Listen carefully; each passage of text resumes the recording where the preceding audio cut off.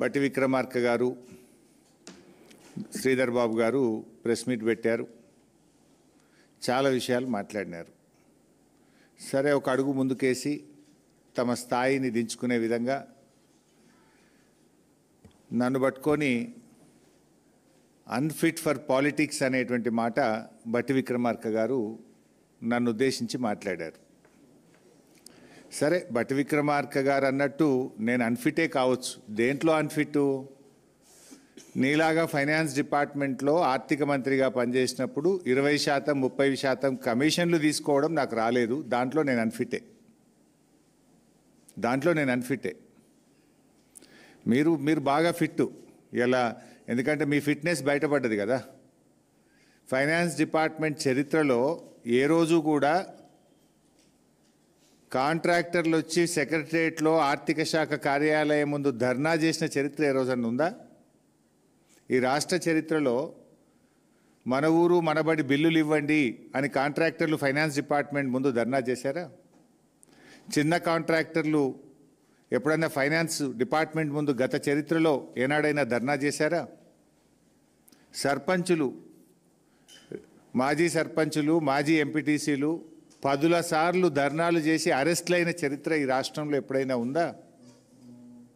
నోరు బారేసుకోవడం చాలా సులువు బట్టి గారు. Give respect and take respect.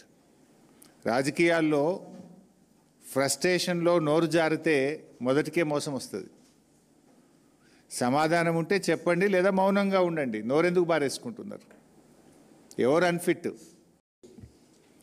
బట్టి విక్రమార్క గారు శ్రీధర్ బాబు గారు ప్రెస్ మీట్ పెట్టారు. చాలా విషయాలు మాట్లాడినారు.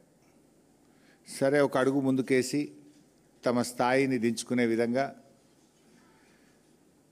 నన్ను పట్టుకొని అన్ఫిట్ ఫర్ పాలిటిక్స్ అనేటువంటి మాట బట్టి విక్రమార్క గారు నన్ను ఉద్దేశించి మాట్లాడారు. సరే, బట్టి విక్రమార్క గారు అన్నట్టు నేను అన్ఫిటే కావచ్చు. దేంట్లో అన్ఫిట్? నీలాగా ఫైనాన్స్ డిపార్ట్మెంట్లో ఆర్థిక మంత్రిగా పనిచేసినప్పుడు 20%, 30% కమిషన్లు తీసుకోవడం నాకు రాలేదు. దాంట్లో నేను అన్ఫిటే. మీరు బాగా ఫిట్టు ఇలా, ఎందుకంటే మీ ఫిట్నెస్ బయటపడ్డది కదా. ఫైనాన్స్ డిపార్ట్మెంట్ చరిత్రలో ఏ రోజు కూడా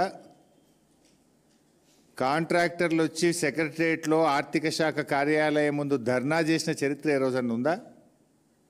ఈ రాష్ట్ర చరిత్రలో మన ఊరు మనబడి బిల్లులు ఇవ్వండి అని కాంట్రాక్టర్లు ఫైనాన్స్ డిపార్ట్మెంట్ ముందు ధర్నా చేశారా?